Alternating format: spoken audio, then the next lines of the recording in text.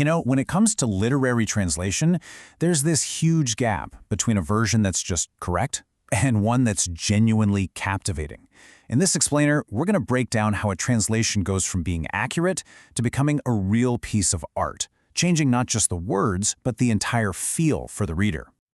Okay, so let's kick things off with a really big question. If a translation gets all the facts right, if it's technically correct, does that automatically make it good? Well, as we're about to find out, the answer is a whole lot more complicated and way more interesting than you might think. And really, it all comes down to this idea of literary artistry. See, we're not just doing a simple word-for-word swap. We're trying to grab the very soul of the original work, its pulse, its tone, the way it persuades you, and rebuild that whole experience for someone new in a totally different time. So, to really get this, let's put on our literary detective hats. First up, we're going to investigate the before. A translation that's accurate, sure, but it feels, well, lifeless. Let's diagnose what's wrong with it. All right, first up, the rhythm is just clunky.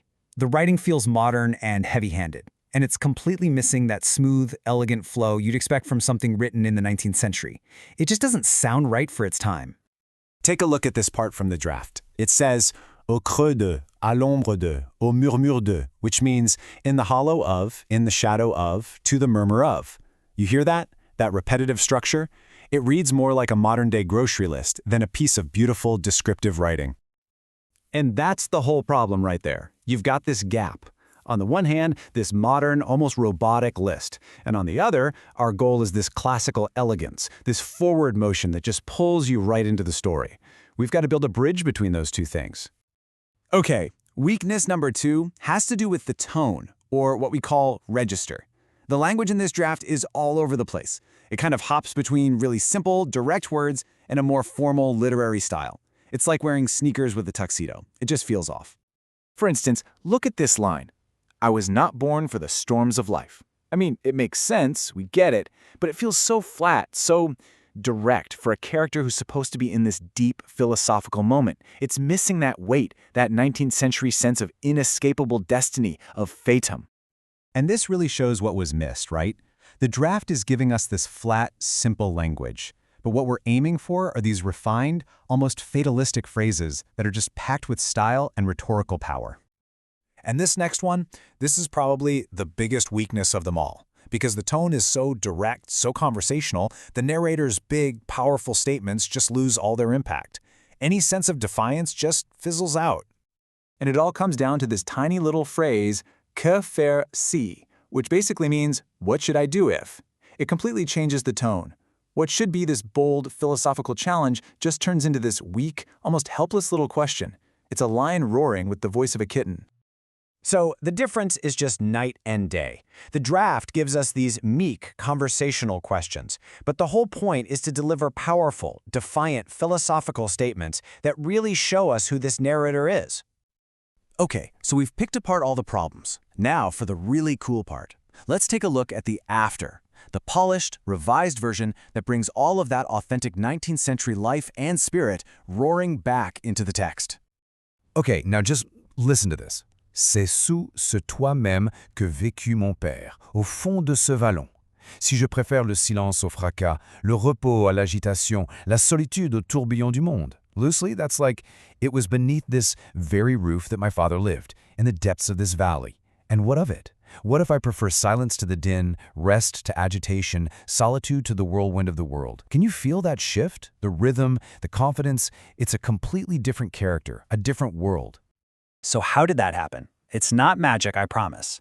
It's all about making smart, deliberate choices. So let's pull back the curtain and deconstruct the specific edits that made this text come alive. First things first, the rhythm.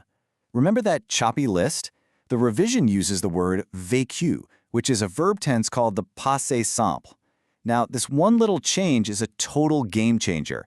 In French literature, the passé simple is the big flashing neon sign that says, "This is a story."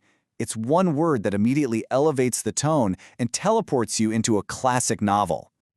Next up, the words themselves. The draft was pretty blunt about things. The revision changes that to "Je prétends achever ma course," which is like saying, "I intend to finish my race." It's not just a fancier way of saying you're going to die, it's a beautiful, classic euphemism that gives the whole thing a sense of purpose, of dignity. And you know, sometimes it's the tiniest words that have the biggest impact. The revision adds the word point, which is an old, almost archaic way of saying not.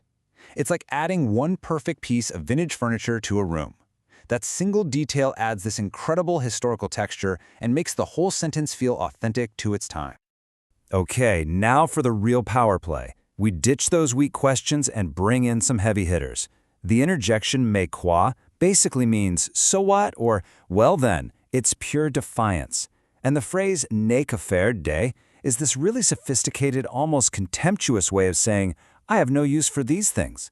All of a sudden, our narrator isn't whimpering anymore. They're standing up and declaring themselves with fire. And this last one, this is the masterstroke. Instead of just complaining about your parties, the narrator is now rejecting le tourbillon du monde, the whirlwind of the world. This is a huge, huge shift. It takes a personal little complaint and blows it up into this grand philosophical rejection of society itself. That right there is the very heart of 19th century romantic writing. Okay, so we've seen this incredible before and after. What's the big takeaway here? Let's boil this entire process down into a few key principles you can use to get that same kind of stylistic authenticity. So here it is, the roadmap, really. First, embrace that literary tense, the passé simple, to set the scene. Second, choose words that are evocative, that add texture and history. Third, focus on the rhythm of your sentences to get that elegant, classic flow. And finally, beef up those rhetorical questions so they land with real defiance and power. Put it all together and you forge an authentic voice. And that kind of brings me to one last thought for you. We've been talking about books, obviously, but this line between just being correct and being truly artful is everywhere. It could be in a legal argument, a piece of code, or even in the way a chef plates food. So think about it. Where in your world do you see that crucial difference in action? Definitely something worth chewing on.